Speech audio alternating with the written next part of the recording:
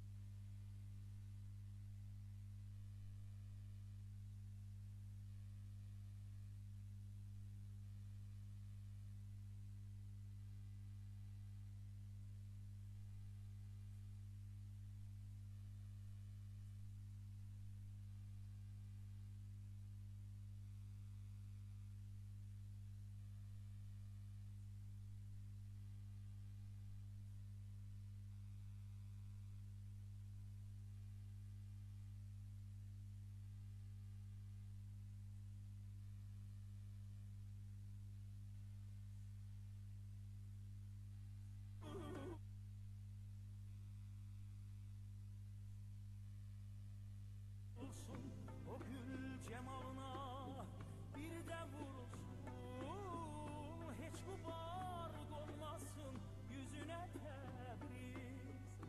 Bulanık suların aksın durulsun, teze güllerine büsat kuruyulsun. O gül cemalına bir de vurulsun, toz gubar olmasın yüzüne tebriz.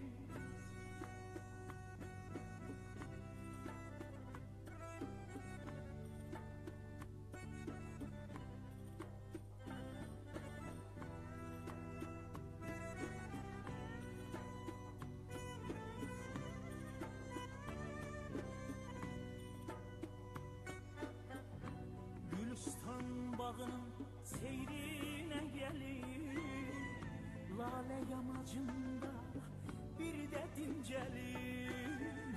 Öten günlerine yetişmez elim, düşüm hiç olmasa izine tebriz. Öten günlerine yetişmez elim, düşüm hiç olmasa izine tebriz. Bulanık suların aksın durulsun, teze güllerine büsat kuruyulsun. O gül cemalına bir de vurulsun, hiç gubar olmasın yüzüne tebriz. Bulanık suların aksın durulsun, teze güllerine büsat kuruyulsun. O gül cemalına bir de vurulsun, toz duman almasın yüzünü tebriz. Hiç duman almasın yüzünü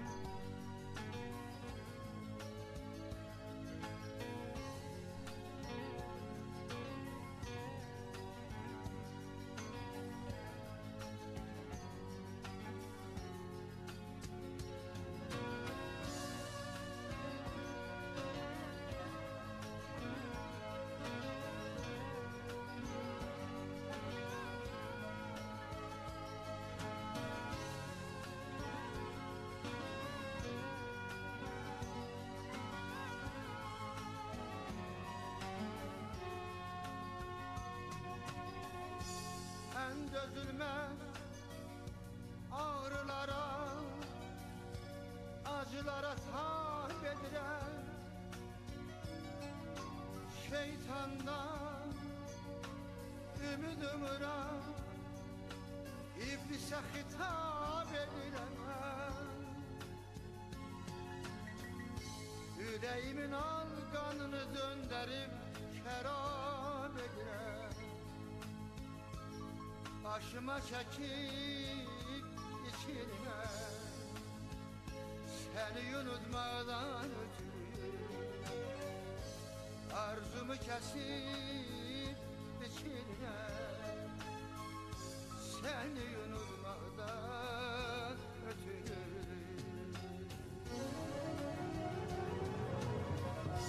Rüyalara meyl edirəm, bəlkə yadımdan çıxasan. Gözlərimin qırpan təkir, görürəm mənə baxırsan.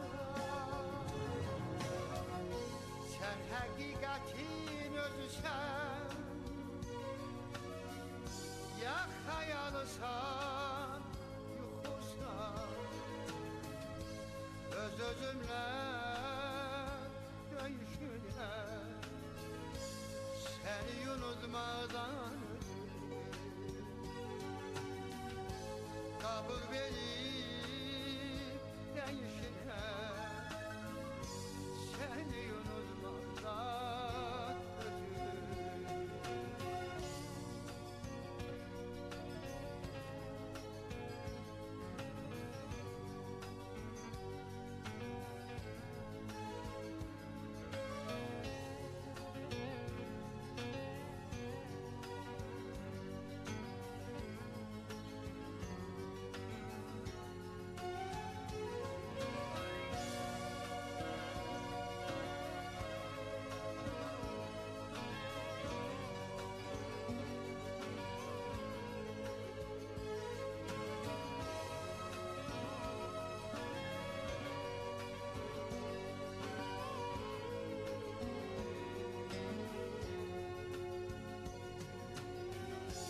ailə həm fikir oluram, uzun uzun gecələri,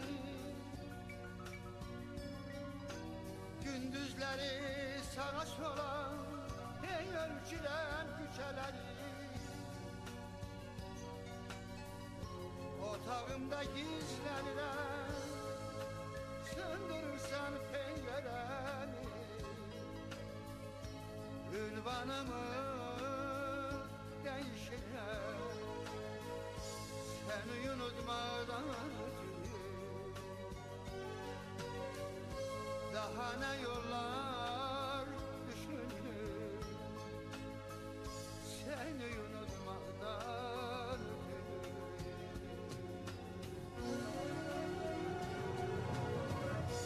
Rüyalara meyl edirəm, bəlkə yadımdan çıxasan. Gözlərimi qırpan təkir, görürəm mənə baxırsan. Sən həqiqətin özüsən, ya xəyalısan, yuxusan.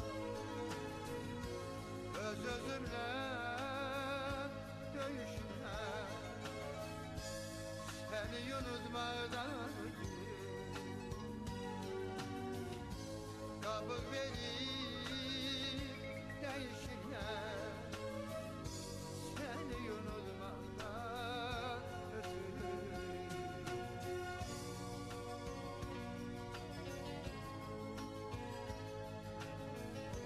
Öz-özümlə döyüşürəm, səni unutmaqdan ötürü. Qabıq verib dəyişirəm, səni unutmaqdan ötürü. Səni unutmaqdan ötürü. La la la la la la la la la la la.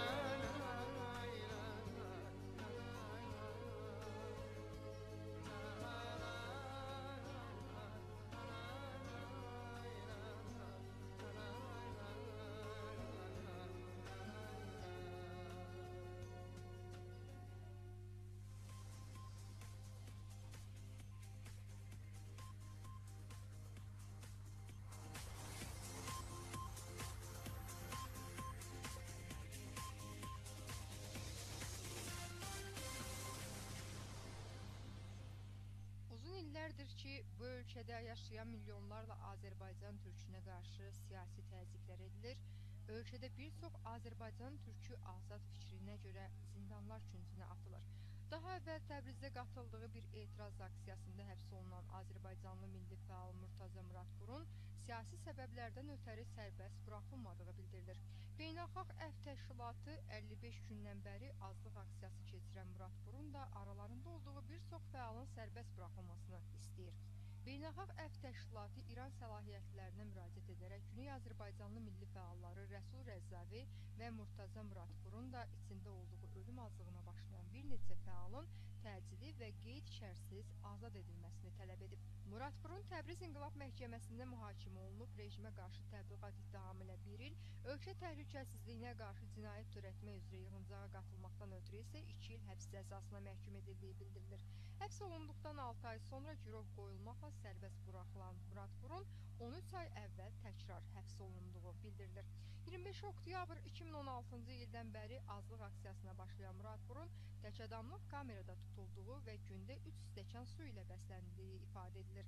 Daha əvvəl jurnalist Sevil Nuriyevanın da gündəmə gətirdiyi kimi İrandakı siyasi həbslər və Azərbaycan türklərinə qarşı təzyiqlərin ruhani dövrünün ilk illərində azalması göstərilsə də, son dövrdə yenidən böyük bir baskının tətbiq edildiyi deyilir.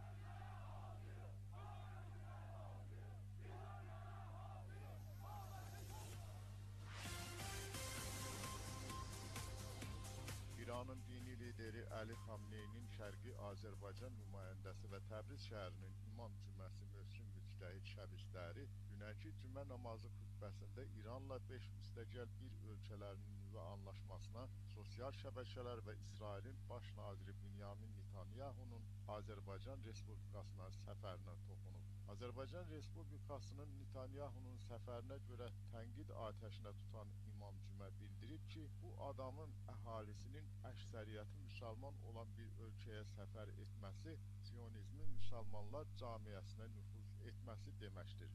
Müstəhid şəbisləri deyib ki, Azərbaycan hakimiyyəti ölkədə dini mərasimlərin keçirilməsinə qarşı olduğu halda belə bir səfərə imkan yaradır. Bu mövqe ölkə əhalisi, qonşu və dünya müsəlmanlarına qarşı hörmətsizlik və saymamazlıq deməkdir. Qeyd edək ki, Azərbaycan Respublikasının Netanyahunun Bakı səfərinə görə hədəfə alan İran rəsmiləri və din xadimləri bu günə qədər Dağlıq Qarabağı işğal altında saxlayan Ermənistanla İran rəhbərliyinin qarşılıqlı səfərləri və geniş əməkdaşlıqları barədə isə bir kəlmə belə olsun söz deməyiblər.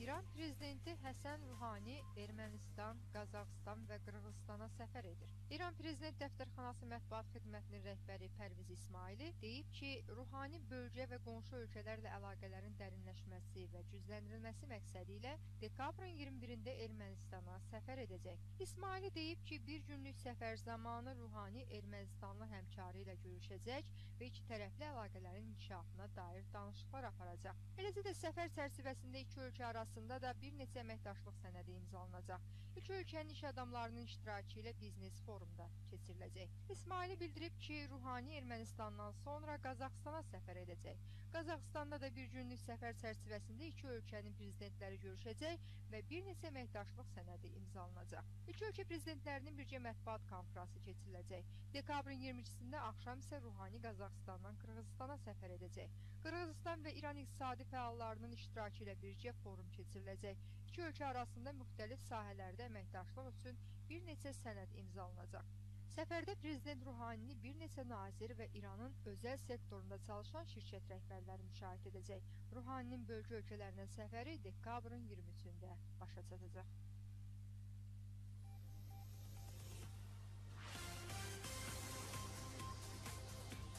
Əsəd rejimi və İranın dəstəklədiyi Haçlı-Şabi qüvvələrinin hücumu nəticəsində Şərqi Hələbdəki vətəndaş və müxaliflərin azad edilməsi prosesi 3 dəfə dayandırılıb. Düşmən komandir Firas Paşa önümüzdəki bir neçə saat içərisində yeni karvanın keçidi üçün hazırlıq gördüklərini açıqlayıb. Son karvanın keçişi zamanı 16 dekabr cümə günü Hələbdən çıxanlar Ramusiya bölgəsində girov alınaraq 5 saat gözlədildikdən sonra yenidən Hələbə dönmək məcburiyyətində qalmışdı. Düşman komandir Firas Paşa təxminən 1000 adamın da keçid edəcəyi karvanın İranın dəstəklədiyi Haçlı Şabi milisləri tərəfindən yeni hücumlarına məruz qala biləcəyindən narahatlıq hissi keçirdiklərini dilə gətirib.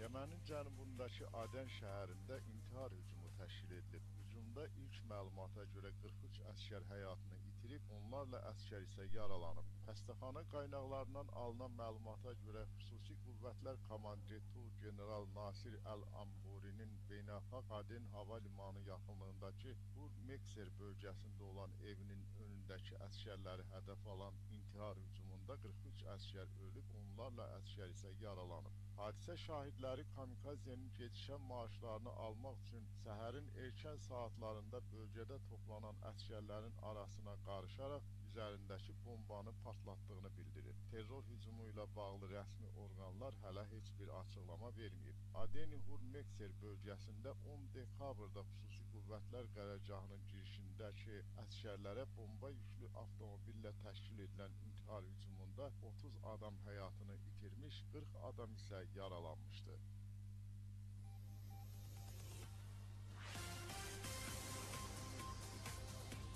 Amerika Birləşmiş Ştatlarındakı müsəlmanları təmsil edən qeyri-hökumət təşkilatları Amerika Birləşmiş Ştatlarında prezident seçkiləri müddətində Donald Trump tərəfindən aşağılanan gücləri ilin müsəlmanları seçib.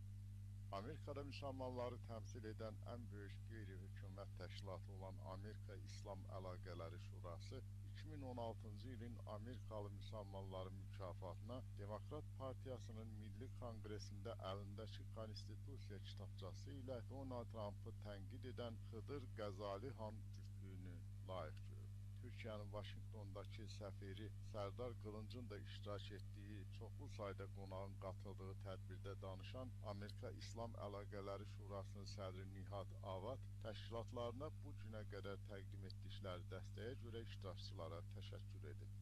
Çıxışında Amerikada yüksəlişdə olan İslama nifrətə diqqət çəkən Avad deyib ki, Amerika bizim yurdumuzdur, burada qalmağa davam edəcəyik, heç bir yerə də getmirik, haqlarımızı müdafiə etməyə davam edəcəyik. Xıdır və Qəzali-Han mükafatlarını Avadın əlindən alıb. Mükafata layiq görünməsindən böyük bir xoşbəxtlik duyduğunu ifadə edən Xıdır xan, İslam əleyhidarlığının və nifrət ifadəsinin Amerika dəyərləri ilə üst-üstə düşmədiyini qeyd edib. Biz bu ölkəni qoruyanların arasındayıq. Müsəlmanlar olaraq biz bu ölkənin bir vətəndaşıyıq. Xıdır xan Donald Trump'ın müsəlmanların ölkəyə girişlərini qadağan etmə təklifini tənqid edərək, görəsən Donald Trump Amerika Birləşmiş Ştatları konstitusiyasını oxuyubmu, çox maraq edirəm demişdi. Xan bu sırada cibindən konstitusiya kitabçasını çıxardaraq Trump'a borc verəcəyini söyləmişdi. Trump isə ailəni hədəfə alan açıqlamalar vermişdi.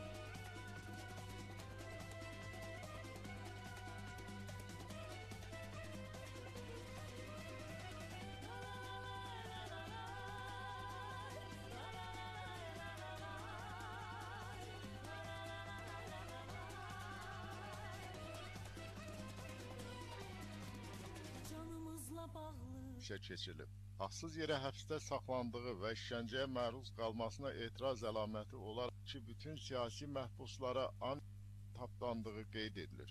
Siyasi məhbusların isə dərhal azadlığa buraxılması tələb edilir. Qətnamənin sonunda qeyd edilir ki, 71 il əvvəl bu gün İranda milli Azərbaycan dövləti qurularaq xalqımıza azadlıq ruhu daddırılıb. Biz o azadlığı yenidən əldə edəcəyik. Təxminən 100 nəfərin iştirak etdiyi aksiyada heç bir insident baş vermədən sona çatıb. Etiraz aksiyasında İstanbulda yaşayan Azərbaycan vətəndaşları da iştirak etdilər. Bugün İstanbul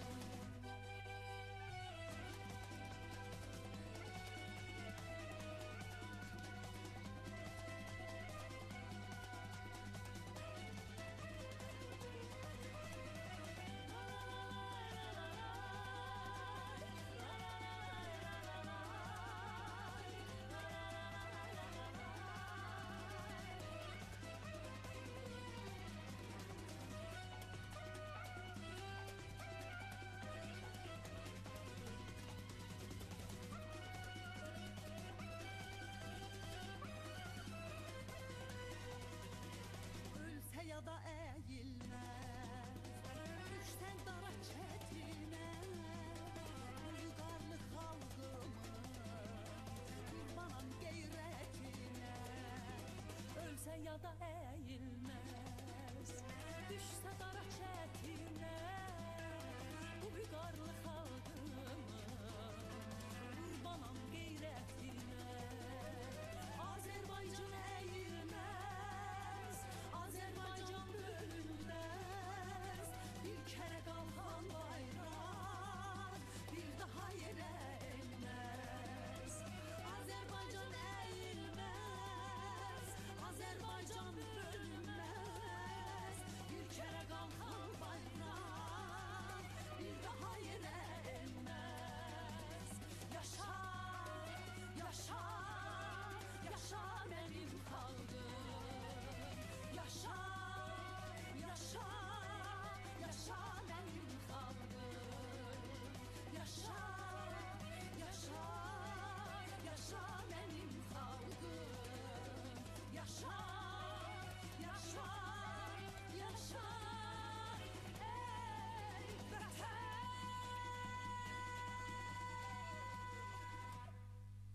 Bugün İstanbul'da İran zindanında həbsdə olan Güney Azərbaycan milli fəalı ilə əlaqədar aksiya keçirilib. Haqsız yerə həbsdə saxlandığı və işgəncəyə məruz qalmasına etiraz əlaməti olaraq oktyabrın 25-dən Təbriz həbsxanasında aclıq edən gənc milli fəal Mürtəzə Muradqulun həbsdən azad edilməsi tələbi ilə İranın İstanbuldakı baş konsulluğunun qarşısında etiraz aksiyası keçirilib.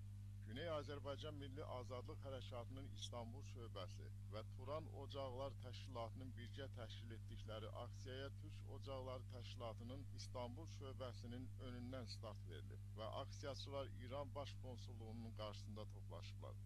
Aksiya iştirakçıları Muradqulun dərhal həbsdən azad edilməsini və İrandakı bütün siyasi məhbuslara amnistiya tətbiq edilməsini tələb ediblər. Daha sonra etiraz aksiyasının qətnaməsi oxunub. Qətnamədə İranda Azərbaycan dilinin təzyiq altında saxlanıldığı, Azərbaycan bölgələrinin sərvətlərinin başqa bölgələrə daşındığı və milli hüquqların tapdandığı qeyd edilir.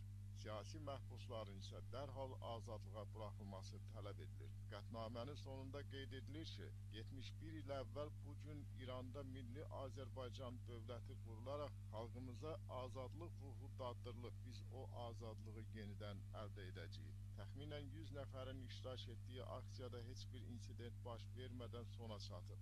Etiraz aksiyasında İstanbulda yaşayan Azərbaycan vətəndaşları da iştirak etdilər.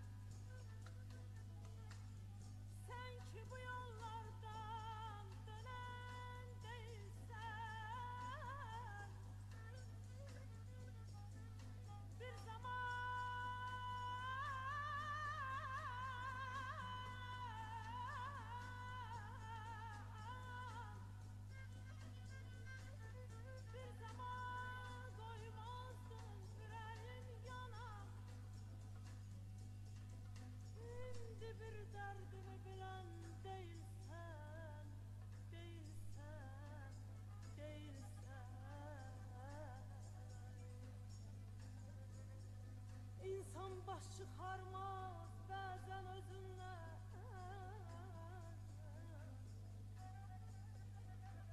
İnsan baş çıxarmaz bəzən özündən.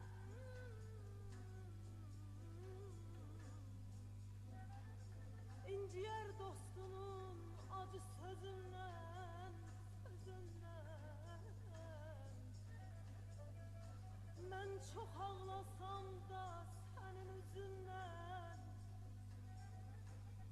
Mən çox ağlasam da sənin üzündən, sənin üzündən.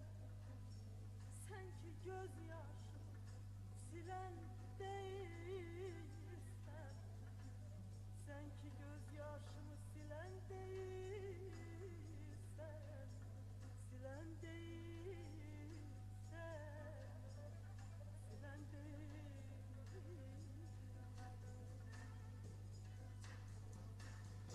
Əsən yerlər, sevgilimdən mənə xəbər.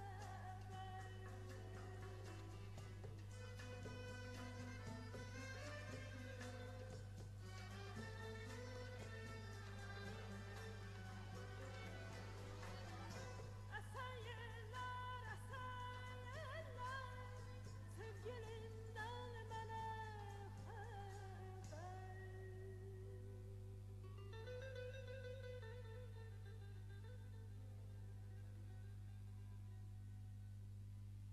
Solanda narın çiçəklər, gözüm yaşla dolmasın, gözüm yaşla dolmasın, dolmasın mı Solanda narın çiçəklər, gözüm yaşla dolmasın, gözüm yaşla dolmasın, dolmasın,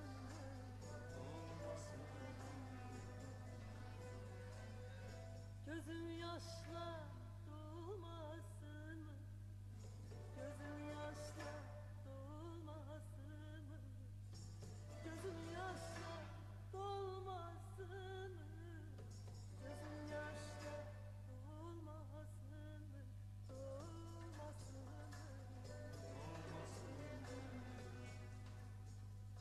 dolmasın.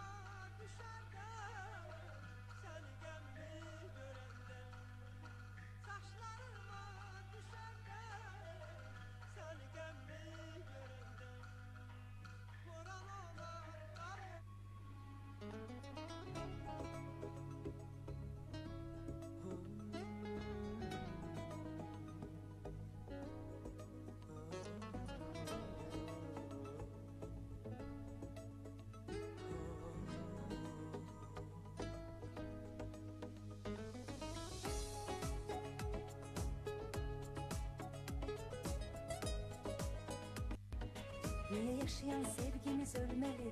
Bizi götürmeyenler gülmeli. Olmur, olmur, sensiz yaşamak olmur.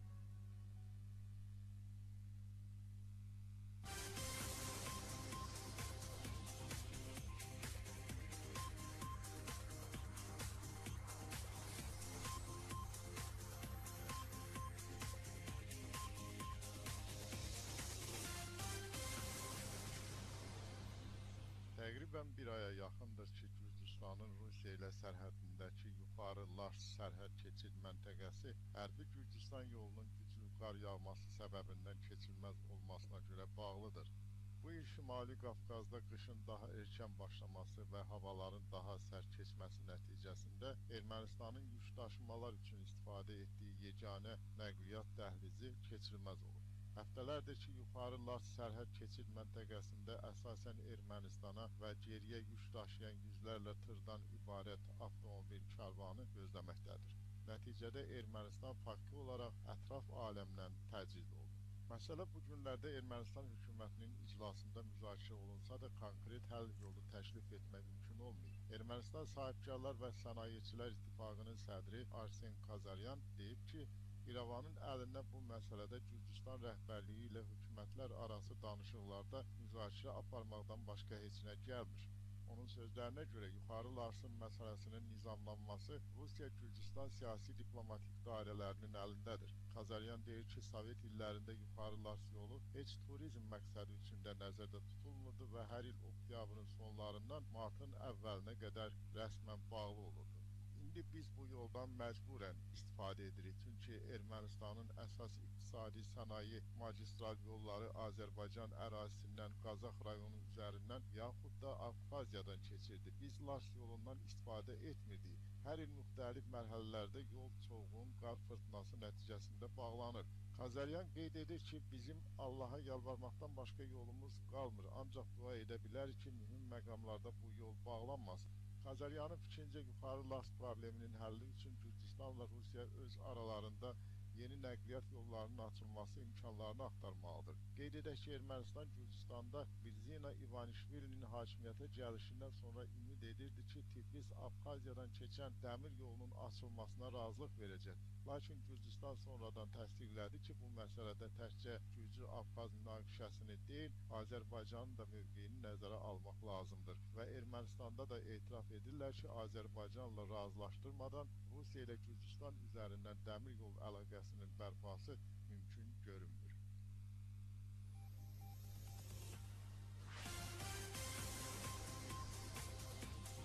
Yerli istehsal lazer bomba dəsti qanad altından buraxılan klassik bombaları nöqtə vuruşu edən ağıllı mühimmatlara çevirərək atışlarda %100 müvəffəqiyyət təmin edir.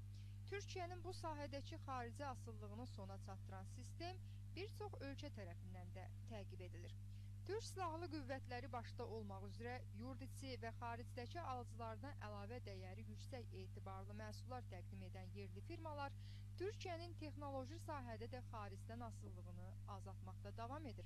Elektron texnologiyaları və sistem inteqrasiyası sahəsində rəqabət gücü ilə seçilən və strateji bir ortaq kimi güvən duyulan Milli Texnologiya firması Aselsan isə ölkəmizin müdafiə sənayesi üçün icra etdiyi işləri ilə göz doldurur, Türk adamını fərəhləndirir.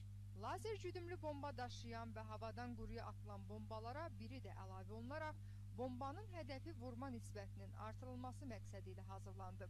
Hava Qüvvətləri Komandanlığının silah-sursat ehtiyacını qısa müddətdə və aşağı xərclə qarşılayan sistem ağıllı sursat sahəsində xaricdən asılılıqdan xilas olmaq baxımından da əhəmiyyət daşıyır. Detektor kart dizaynı və alqoritmi ilə bir arada inkişaf etdirilən sistemin elektrik mühərriki və istilik bateriyası isə Türkiyə Elmi və Texnoloji Araşdırma Təşkilatı Müdafiə Sənaye Araşdırma və İnkişaf İnstitutu tərəfindən hazırlandı.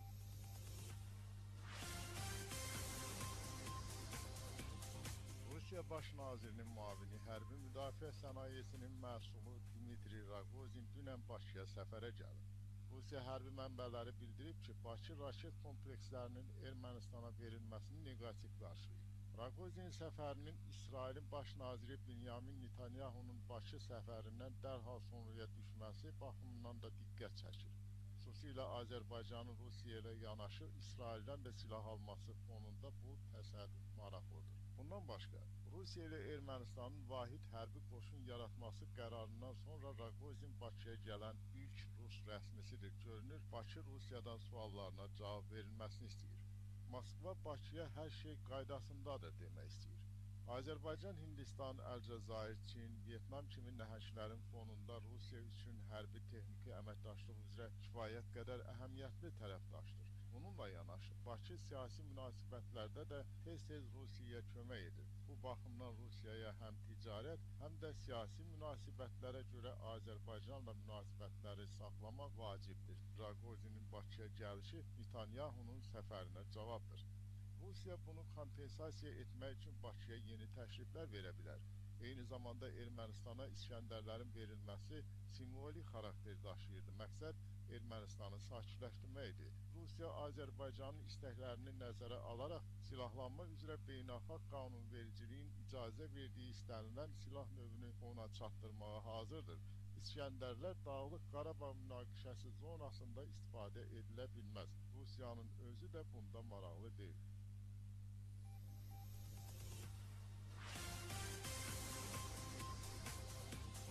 Şərqi Hələbdə azad olunma prosesində avtobusların qalxdığı yerdə partlayış olduğu açıqlanıb.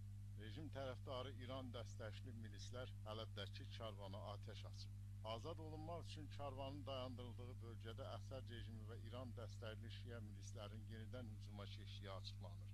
Suriya təhlükəsizlik qaynaqları təxliyənin dayandırıldığı və xəstəxanaların yaralılar ilə dolub daşdığını vurğulayır. İranın dəstəklədiyi təşkilatlar tərəfindən girov alınan karvanda 25 avtobusun olduğu öyrənildi.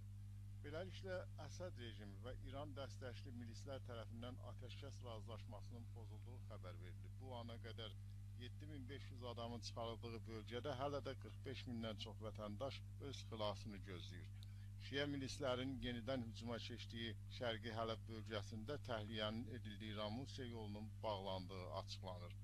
Rusiya Müdafiə Nazirliyi isə Şərqi Hələbdəki köçürülmə əməliyyatının tamamlandığını bildirib. Hücuma uğrayanların arasında səhiyyə qrupları da var. Dünya Sağlamlıq Təşkilatından edilən açıqlamada Hələbdə olan könüllülərin geri çağırıldığı bildirilir. Suriyada Bəşər Əsəd rejimi tərəfdarı xarici terrorçu qruplar mühasirədəki Şərqi Hələbdən çıxan karvanı dayandırıb içindəki yüzlərlə adamı girov alıb. Hələbdəki rejim tərəfdarı xarici terrorçu qruplar karvana rejimin idarəsindəki bölgədə Ramusiya səmtindən keçərkən atəş açıb. Hücum etməklə kifayətlənməyən terrorçuların duran karvanın qarşısında rejim tərəfdarı qrupların təşkil etdiyi bir izdiham toplanaraq nümayişə də başlayıb. İzdiham içində özlərini İdlibdə müxalif güclərin əhatə etməsində olan Fua və Kifreya diyarlarında yaşayanların qohumları olaraq qələmə verib mühasirənin qaldırılmasını istəyiblər. 16 avtobusun və digər bəzi vasitələrin olduğu karvandakı təxminən 800 adam xarici terrorçu qruplar tərəfindən girov alınmış vəziyyətdədir. Qrupların İranlı general Seyid Cavadın əmrində olduğu bildirilir. Şiə məzhəbinə mənsub olan səmtdə təxminən 15 min əhalisi olan iki diyara Hizbullah və İran İnqilab Keşikçiləri Korpusu ilə bağlı yaraqlar nəzarət edir. İranlı general Seyid Cavad bir müddətdir Rusiya üzərindən Fua və Kefriyaya bağlı tələblərini bildirirdi. Ancaq söz mövzusu diyarları il yarımdır ki, mühasirədə saxlayan müxaliflər bu tələbləri qəbul etməmişdilər. Həmin diyarların havadan geniş ölçüdə yardım almasına diqqət çəkən müxaliflər humanitar vəziyyətin Hələbdəki ilə müqayisə edilə bilməyəcəyində israr edir. Müxaliflər rejimin mühasirəsində daha 18 bölgə olduğunu və Fua və Kefriyaya dair tələblərin qəbul edilməsi halında rejim güclərinin həmin 18 bölgədə qırğınlar törədə biləcəyini vurğulayır. Müxaliflər Fua və Kefriyadakı cəbhə xətlərinə rejimin 18 bölgə hücuma keçməsi halında atəş açdıqlarını da bildiriblər. Vətəndaşlar və müxaliflərin etibarlı şəkildə azad etmə prosesi gecə boyunca davam edib. Hələbdən yola çıxan 3 karvan İdlibə çatarkən bu ana qədər 7500 adamın təhliyəsinin reallaşdırıldığı bildirilir.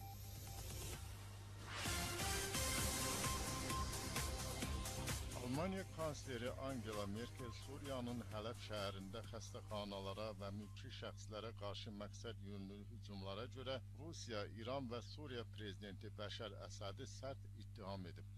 Alınan məlumata görə Angela Merkel bunu Avropa İttifaqının Brüssel sammitində bildirib. O deyib ki, bu cinayətlər cəzalandırılmalıdır. Sammitin sonunda Avropa İttifaqı liderləri Hələbin mülki əhalisinin lazımi müdafiə ilə təmin etməyin vacibliyini də vurğulayıblar. Onların qənaətinə görə mülki əhali şəhəri bitərəf qurumların nəzarəti altında tərk etməli və humanitar dəhlizlər yaradılmalıdır. Bununla belə Avropalı liderlər Suriyalı qaçqınların üzv ölkələr arasında paylaşdırılmasına dair razılığa gələ bilməyiblər. Macarıstan, Polşa və Slovakiya qaçqınları qəbul etməyəcəklərini bildirib.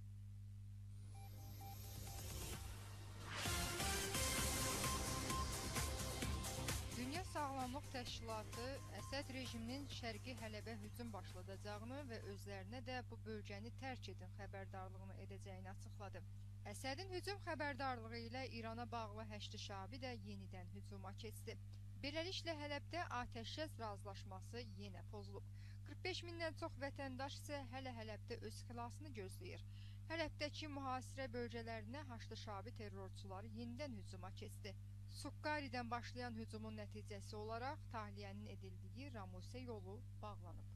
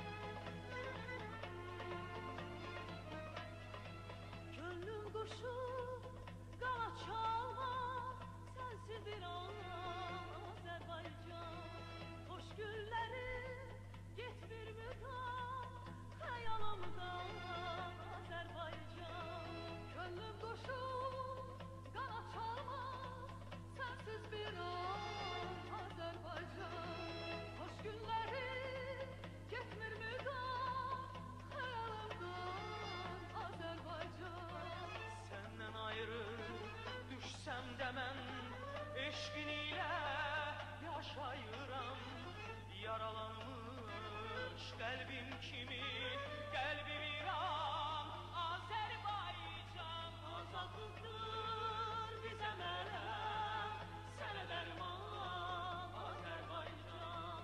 Dur ayağa, ya azad ol, ya tamam ya, Azərbaycan. Azadlıqdır bizə mələm,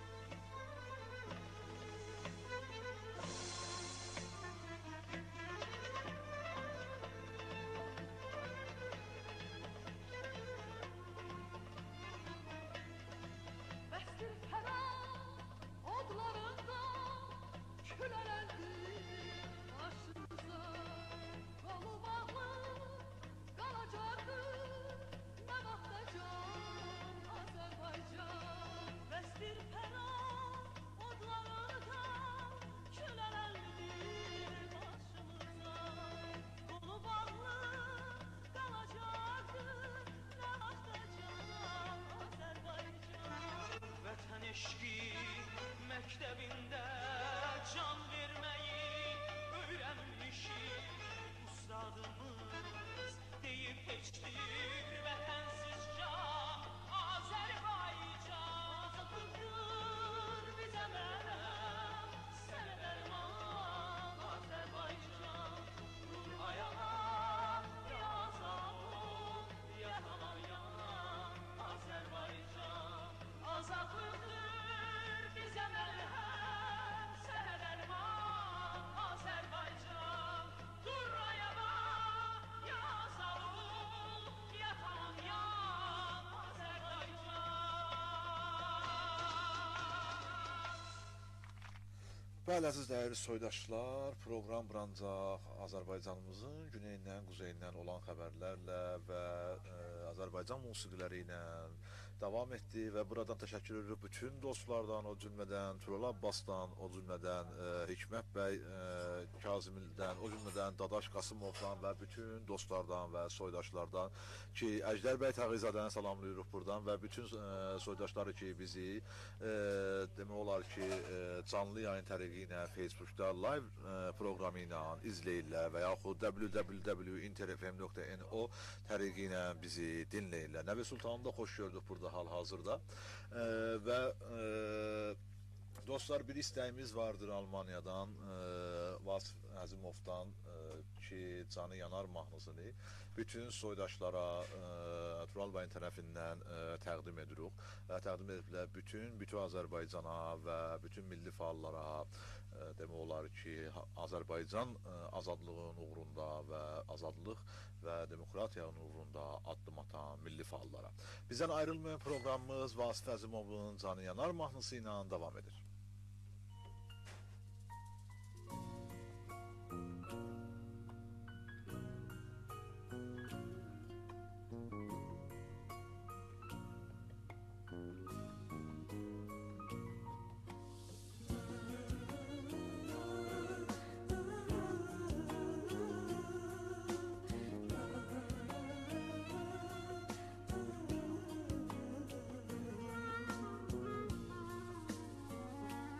Uca dağlarında başım daralar, nurlu seherlerden döner karalar.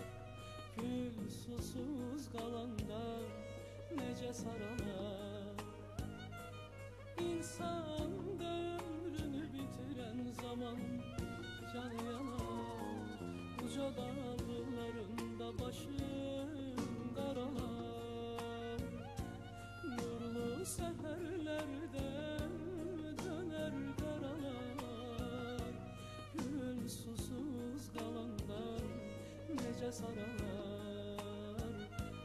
İnsan ömrünü bitiren zaman canı yanar.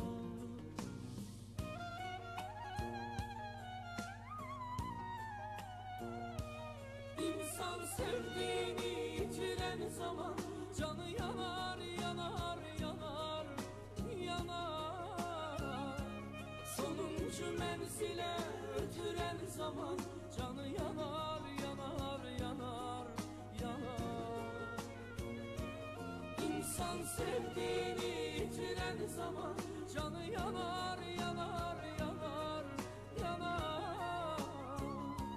Sonuncu menzile ötüren zaman canı yanar, yanar, yanar, yanar.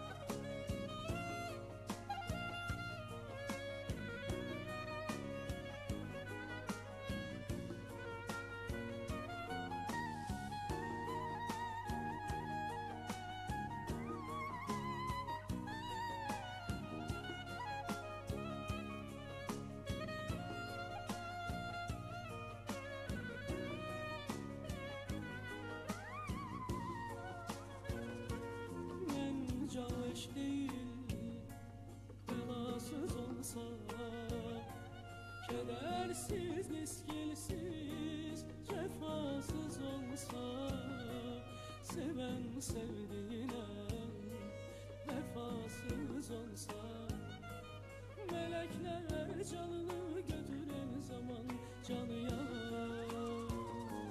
Men caveş değil, belasız olsa, kedersiz, miskilsiz, cefasız olsa, seven sevdiğine vefasız olsa, melekler canını götüren zaman canı yanar.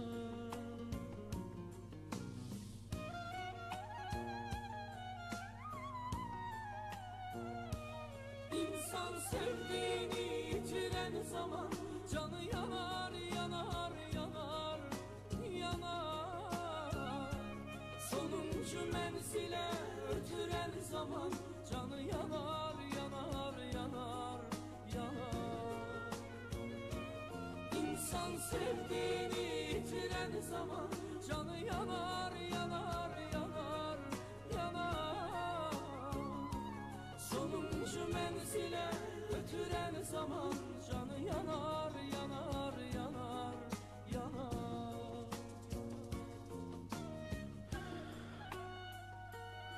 Bu vaxtsız ayrılıq, bu vaxtsız ölüm səni məndən alıb aparmazdı kaş.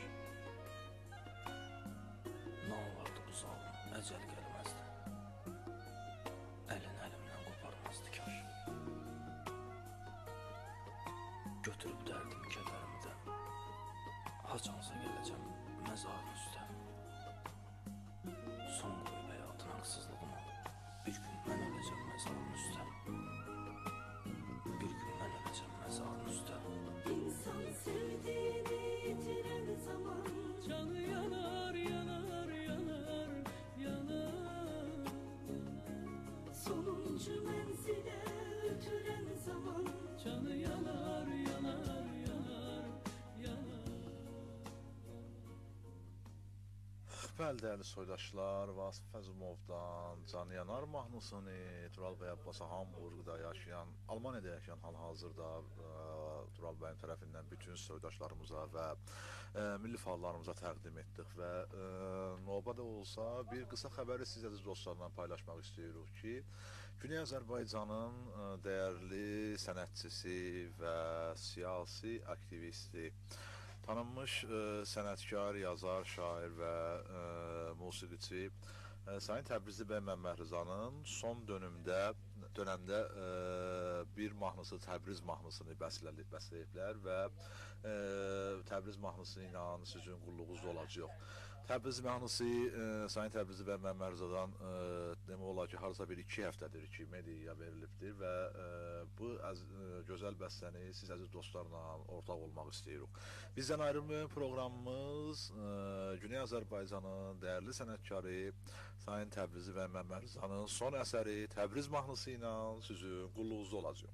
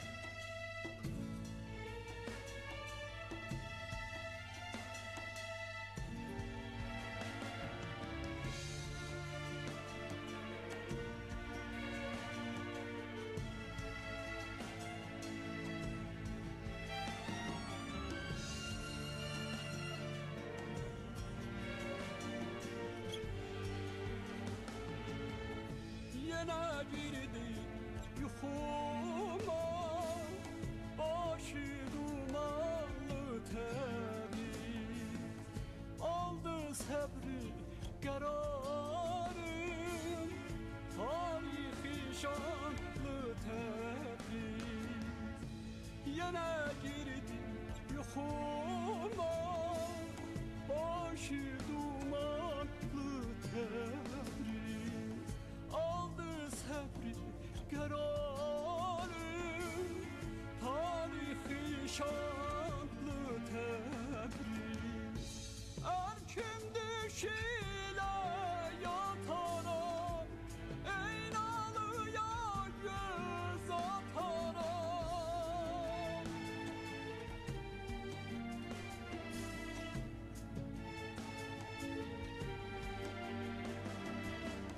Özleminle gözlemeyin, gece gündüz hey ya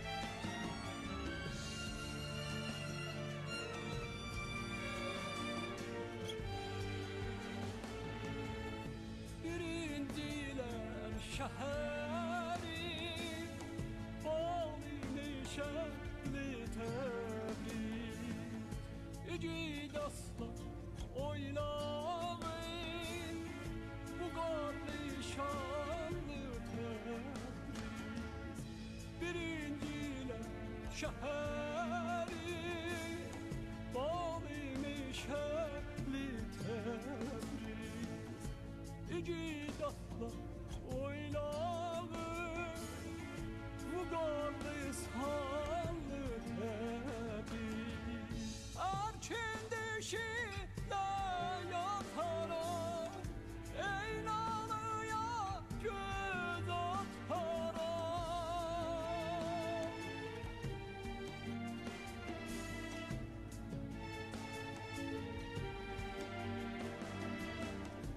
Özləminlə göz bəbəyim Gecə gündüz hey yanaram Təbriz, Təbriz, Təbriz, Təbriz Gözəl Təbriz, günaydın Təbriz, Təbriz, Təbriz, Təbriz Qoca Təbriz, günaydın Təbriz, Təbriz, Təbriz, Təbriz Qoca Təbriz, günaydın Təbriz, Təbriz, Təbriz, Təbriz Qoca Təbriz, günaydın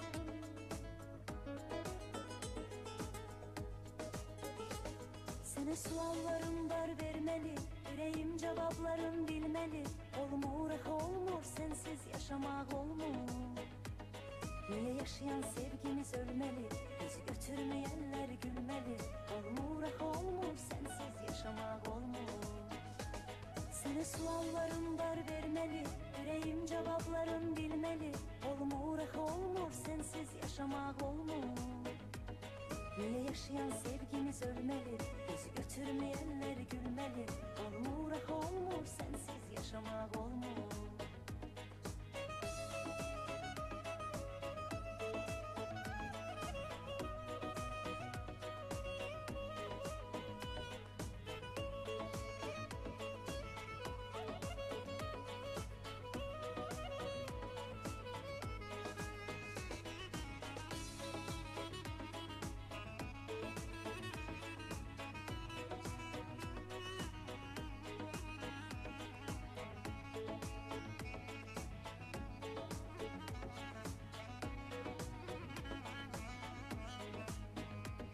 Sənə sevgidən danışdım Yandım, yandım, alışdım Axı niyə mən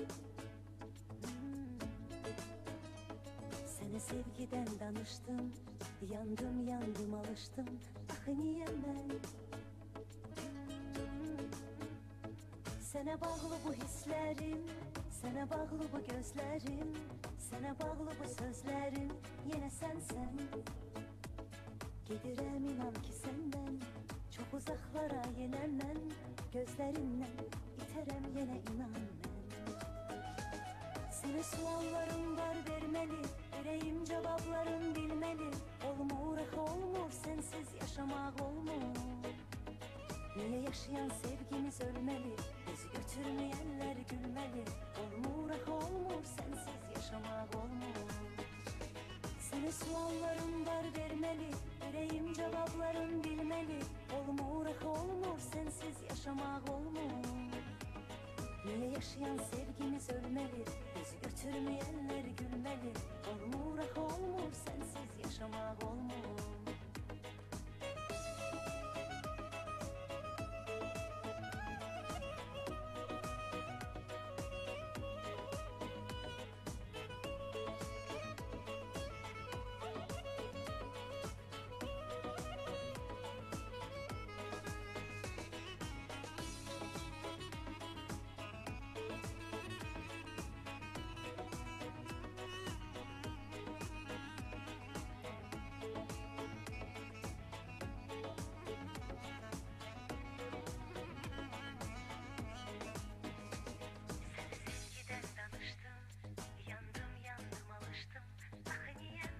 Azerbaycan Music Game. Seni sevgiden danıştım, yandım yandım alıştım. Ah niye ben? Sene bağlı bu hislerim, sene bağlı bu gözlerim, sene bağlı bu sözlerim, yine sen. Gidirem inan ki senden, çok uzaklara yenemem. Gözlerinle iterem yine inan ben. Seni suallarım dar vermeli, yüreğim cevapların bilmeli. Olmur ah olmur, sensiz yaşamak olmur. Niye yaşayan sevgimiz ölmeli, bizi götürmeyenler gülmeli. Olmur ah olmur, sensiz yaşamak olmur. Seni suallarım dar vermeli, yüreğim cevapların bilmeli. Olmur ah olmur, sensiz yaşamak olmur. Niye yaşayan sevgimiz ölmeli, bizi götürmeyenler gülmeli. Olmur ah olmur,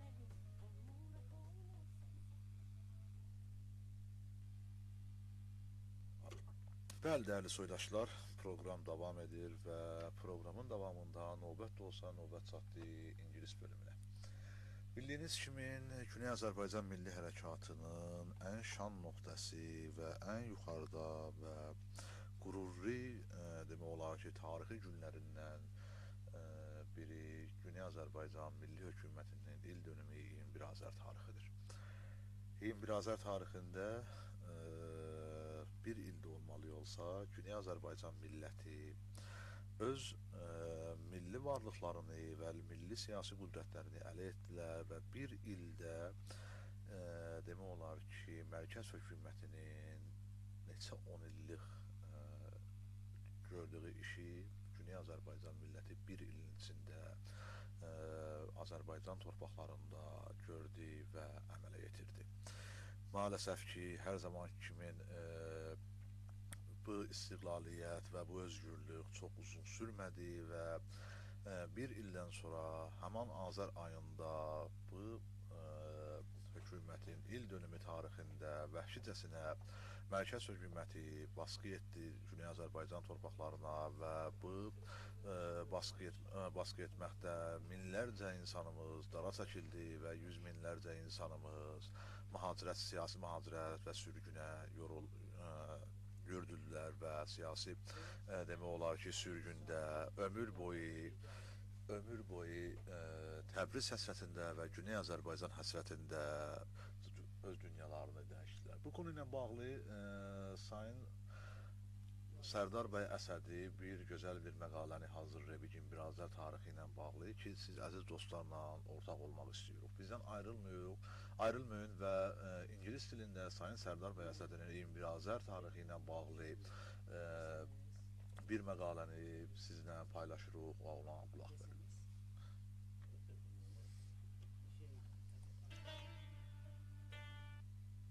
Hello everybody, welcome to the Voice of Azerbaijan. Remember our telephone number to contact with us 2236 4080.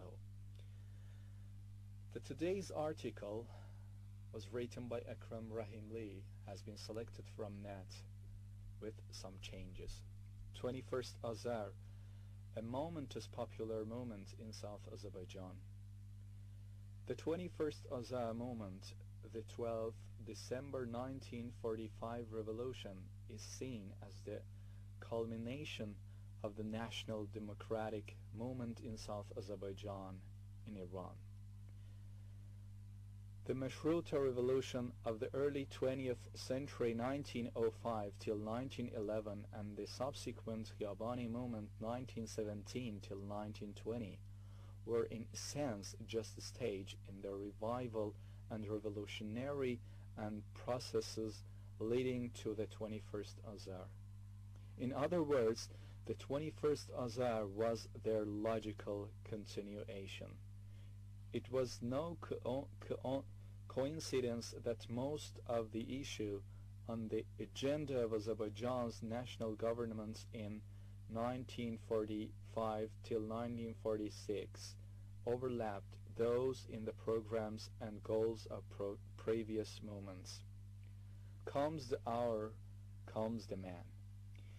The entry of the Allied troops to Iran in August 1941 led to the collapse of Shah Reza's regime and enabled the Turks of the South Azerbaijan to stand up and defend their ethnic and national rights. Even though the Azerbaijan Society, the Freedom Front, the Democracy Hearth, and the Province Committee of the Iranian People's Party, Tudeh, and a number of other parties, societies, and organizations emerged in South Azerbaijan, none of them lived up to people's wishes and expectations. A political organization was needed that would serve Azerbaijan's national interests with a level of freedom and the motherland that was capable of leading the people to a common goal, proceeding from national democratic values and supported by the patriotic forces in society. Several intellectuals from Tabriz sent written and oral requests to the editor of Tehran's Azir newspaper, the revolutionary Sayyid Jafar Peshawari, 1892-1947, asking him to go to Tabriz and establish such a political party. Peshawari subsequently wrote in his memories, "I could not refuse the call of the people, therefore I had to come to Azerbaijan." Peshawari's arrival in Tabriz and the work he did there yield fruit. After certain deliberations, 77 Azerbaijanis, most participants in Sattarkhan or Khiyabani's movements and their children adopted the 12 Shahrivar 3 September declaration and made it public. The declaration actually represented an appeal to the people. It analyzed the unbearable socio-political, economic, and cultural situation in South Azerbaijan, identified collective struggle as the only way forward, and stated the need for a political organization capable of doing that. The issue raised in the declaration, 12 points, effectively formed the popular movement's agenda.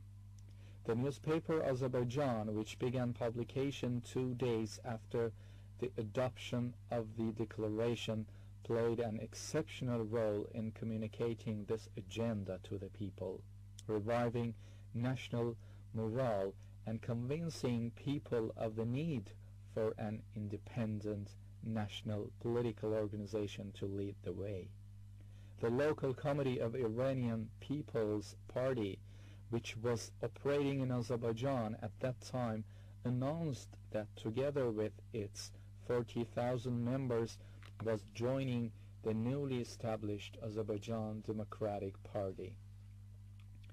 First, an independent party.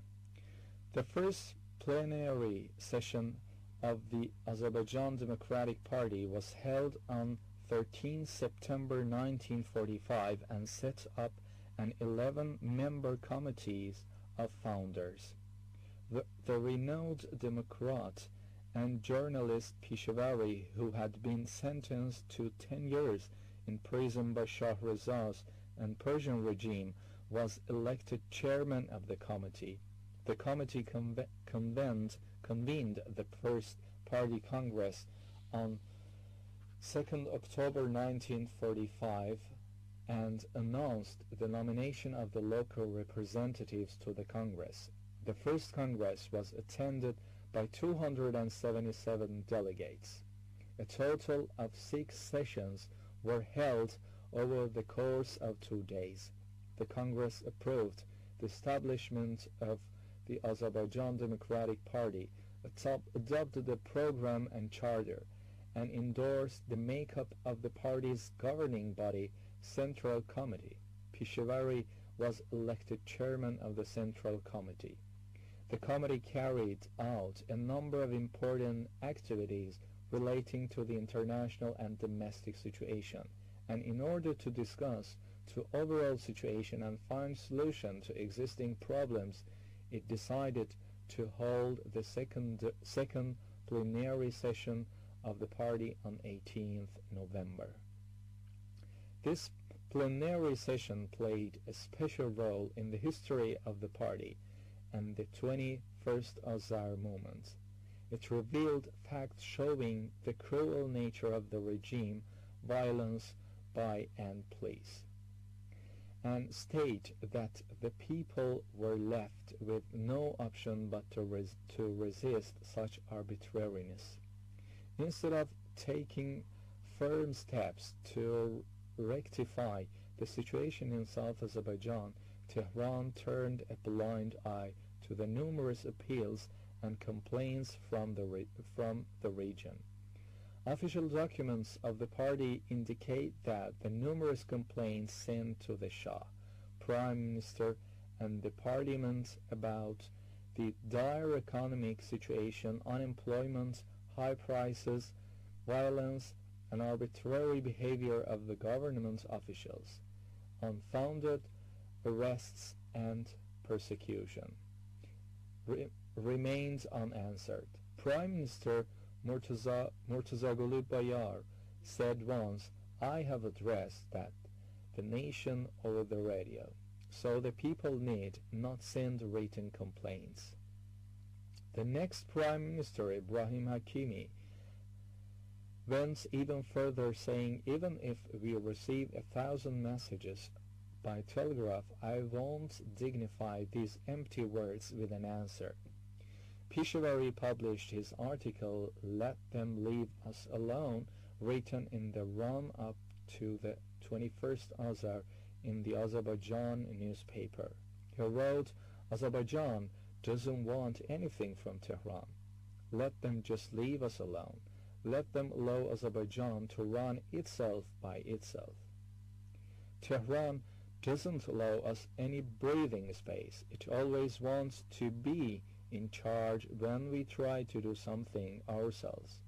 Every day it sends us its thieves disguised as governors or commanders and carrying huge suitcase.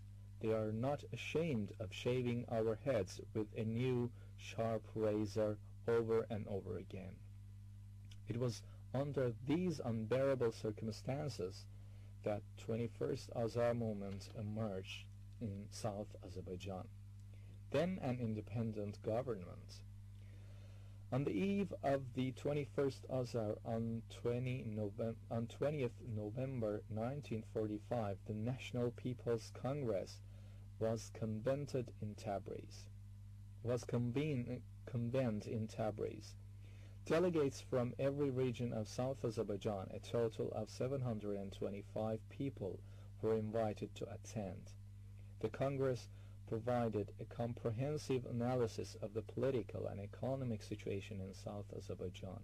After listening to remarks and suggestions from the delegates, the Congress adopted a resolution containing 14 clauses. The decision was made to give the South Azerbaijan Assembly the state of the National Assembly. The Congress also adopted an address to Iran's Shah, Parliament, Prime Minister, and as well as to other countries. The address described the tough social, political, economic, and cultural situation in South Azerbaijan, saying that a people with a rich cultural and historical background were on the verge of extinction and were being denied their language and national identity. Deirdre said further, people's patience is about to run out. They are no longer able to withstand Tehran's tyranny and humiliation and will be obliged to meet force with force.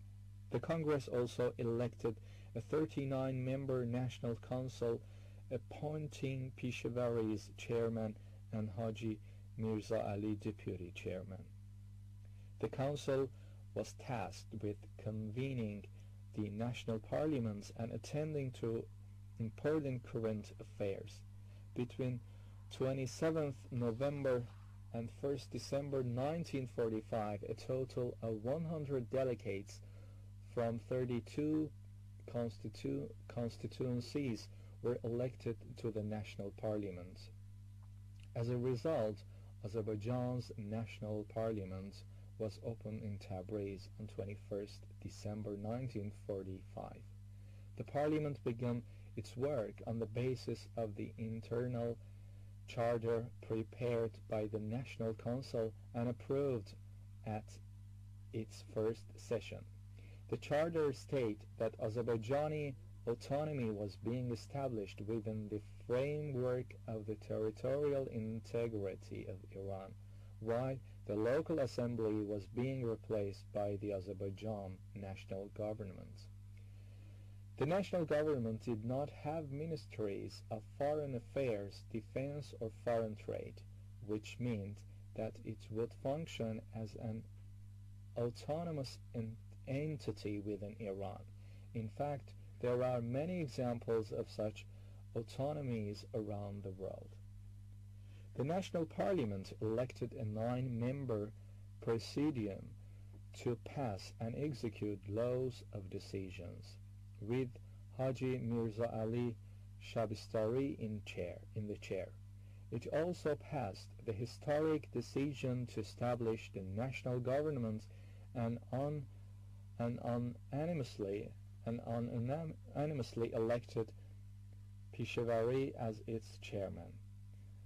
By then, many regions of South Azerbaijan, in addition to Tabriz and Urmia, had broken away from Tehran's tyranny. Tabriz was freed of enemy forces on 13th and Urmia on 19th December. The National Parliament, led by Peshawari, approved 11 members of the Azerbaijan national government. This government existed for just 1 year, but the work carried out in the socio-economic, scientific, educational, and cultural fields over such a short period of time, according to American sociologist John Thoran, outweighed what Shah Reza had done in 20 years. Out of tyranny, democracy. The reforms conducted by the national government in the areas of democracy, economy, culture, and so on were so extensive that it would be impossible to describe them in a few sentences. The adoption of a law on democratic elections, the provision of freedom to political parties and associations, the regulation of ethnic relations, the emancipation of women, and etc. are among the most significant measures taken by the national government in the share of democratic law. The revitalization and development of national industry, the elimination of unemployment, the protection of domestic investment, and numerous other improvements earned the short-lived governed reputation for being pro-development. As an agricultural region, South Azerbaijan always faced problems with land and fair regulation of village landowner relations. This issue remains on the agenda to this day. The Azerbaijan national government resolved this problem in a democratic and fair manner. The lands of those who had fled the country, as well as the Shah's estates, were distributed freely among villagers who had little or no land. Those who had too much land and irrigation water at their disposal were made to share it with those in need. Tax disputes between landowners and villagers were resolved in favor of the latter, as thousands of destitute villagers acquired land, gardens, and pastures. Even more work was done on education and culture. The decision of the National Parliament to make the Azerbaijani Turkish language the official state language, the establishment of a national philharmonic society, a radio station, national theaters and museums, a national orchestra, associations of writers, artists, and art critics, the first school of the higher education, a state university, the construction of new schools and philharmonic, the establishment of a national library, and etc. effectively produced a cultural renaissance in Azerbaijan. The reasons behind the emergence of the 21st Azar movement should be sought in the tyranny of the Pahlavis dynasty against Azerbaijani Turks, the policy of discrimination, and the unbearable socio-economic and political situation in South Azerbaijan. Prominent Iranian statesman Mohammad Mossadegh said in a speech at the Iranian Council Assembly on 14 December 1945, the situation in South Azerbaijan was the result of the government's failing to listen to the people's objections and resorting to force instead of responding to people's concerns.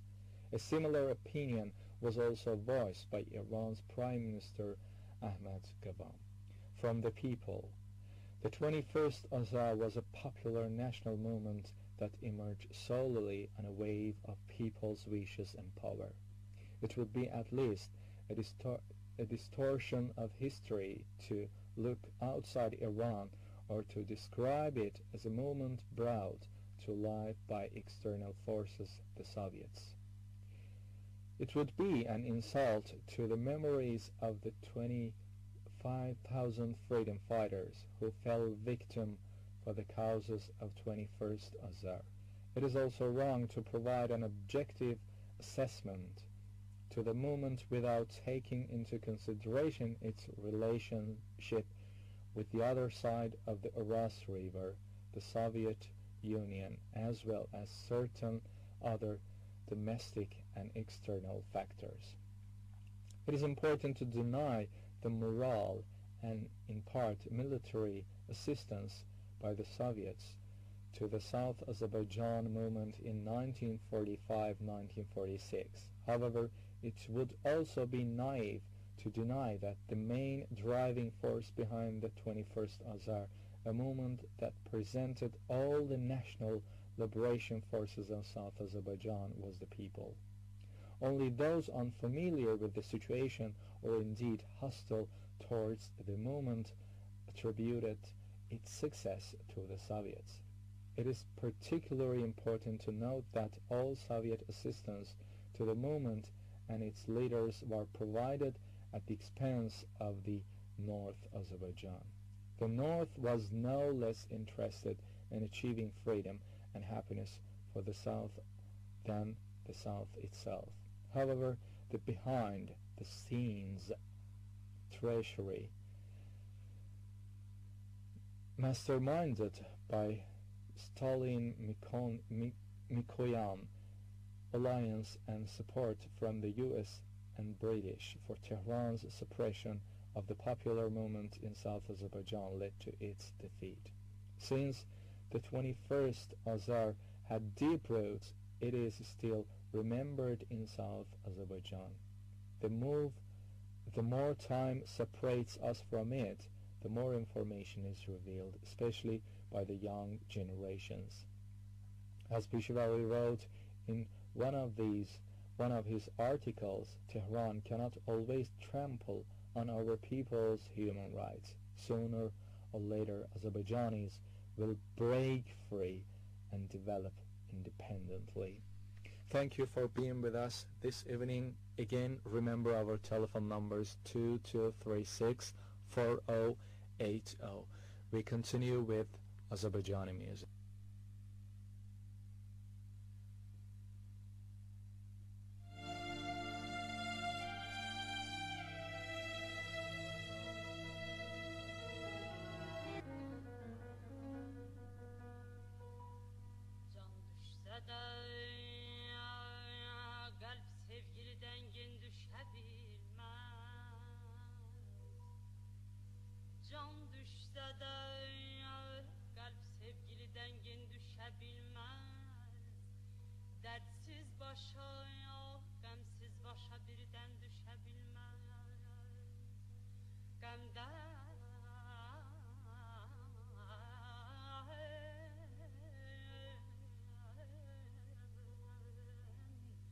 Qəmdən arayar saçaq yuyulsa bulutsuz Tər qönçələrin üstünə bir çən düşə bilməz